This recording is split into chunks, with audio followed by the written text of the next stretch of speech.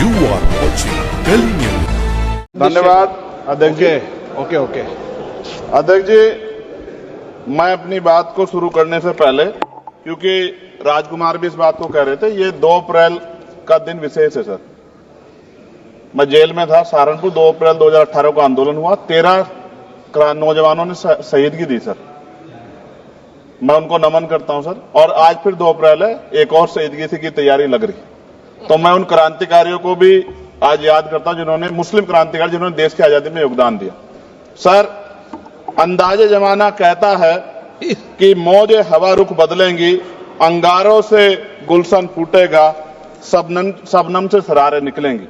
वक्फ संशोधन विधेयक 2024 संवैधानिक मूल्य एवं सांप्रदायिक सौहार्द के लिए गंभीर खतरा है।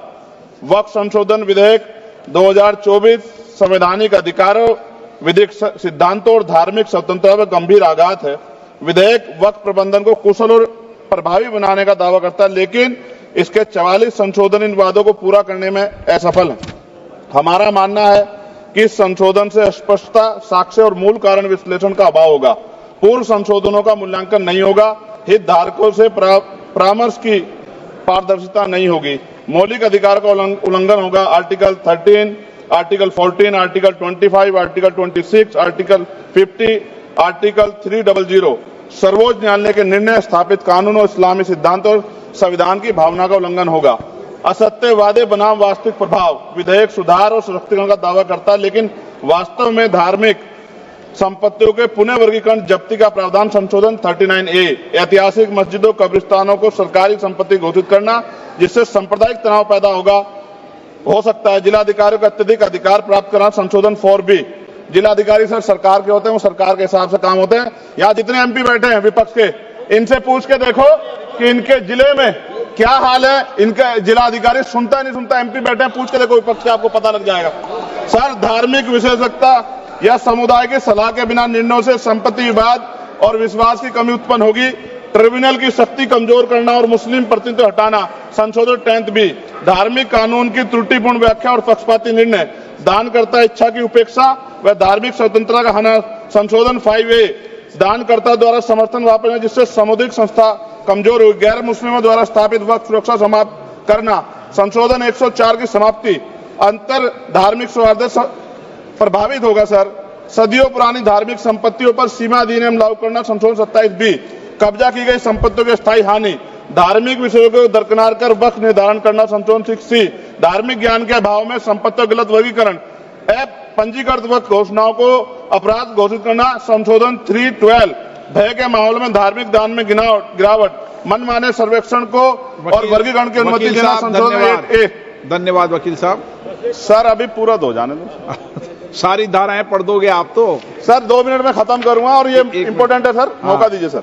बिना जवाबदेही के बड़े पैमाने पर वक्फ संपत्तियों का पुनः वर्गीकरण, प्रशासनिक भ्रम और प्रभावशीलता को नुकसान पहुंचाना, संशोधन 12D। कानूनी विवादों और कुप्रबंधन को वक्फ बोर्डों की विश्वसनीयता का नुकसान, अस्पष्ट आधारों पर राज्य द्वारा वक्फ बोर्ड को भंग करने का अधिकार, संशोधन 3C। राज्य के व्यापक विरोध प्रदर्शन, धार्मिक लक्ष्य का लक्ष्य, सार्वजनिक हित के नाम पर वक्फ प्रशासन पर पूर्ण नियंत्रण, संशोधन 37C2।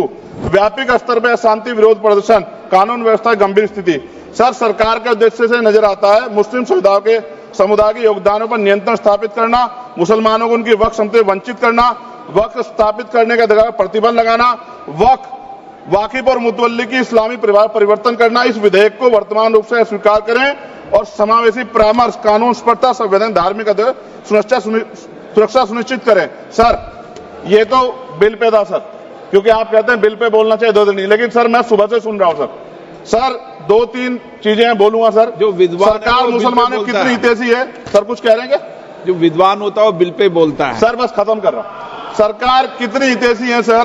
केंद्रीय मंत्रिमंडल में एक भी मुस्लिम मंत्री नहीं है। सच तो यह है कि अभी ईद पे नमाज पढ़ने के लिए भी नए नियम बनाए गए, और जो नमाज पढ़ रहे थे उनके पीछे पुलिस कर्मचारी लाठी लेकर खड़ा था, मैंने खुद देखा सर। अगर सरकार इतनी देर सच्चर कमेटी की रिपोर्ट पर चर्चा कराएगी। बिल्किस बानो के आरोपियों का जेल से बाहर आने के बाद स्वागत किया गया सर। मुसलमानों की जमीन की बात है, SC/ST की जो जमीन है वो छीनी जा रही है सर। कानून से ऊपर उठकर मुसलमानों घरों पर बुलडोजर चलाए गए, सबने देखा। सुरक्षा की बात करते हैं, लिंचिंग की गई, मुसलमान मारे गए सर। कावड़ यात्रा में गरीबों के ठेलों पे सुप्रीम कोर्ट ने ऑर्डर किया कि नाम मत लिखवाओ, देश को मत तोड़ो। अंत में सर बात निकली है तो दूर तक जाएगी। पार्टी सरकार के नेता यात्रा निकाल के कहते हैं मुसलमानों को भगाओ, और कहीं एक मुस्लिम एमपी पिछली बार सर उनको क्या क्या शब्द निकले, कोई निंदा नहीं हुई सर, और उसका प्रमोशन हुआ। और कभी आपके नेता कहते हैं सरकार गोली मारो, और आप हिंदू राष्ट्र की बात करते हैं सर। मेरा यह कहना है सर, मैं इसका पुरजोर विरोध करता हूं और अपनी एक शायरी के साथ खत्म करूंगा। तो बहुत सुनी मैंने आज दोनों तरफ, जब तक ना बदले जालिम हुकूमत का मिजाज, एहतजाज एहतजाज एहतजाज, और ये तब तक रहेगा जब तक सर अपनी सरकार सोच नहीं होती। धन्यवाद सर।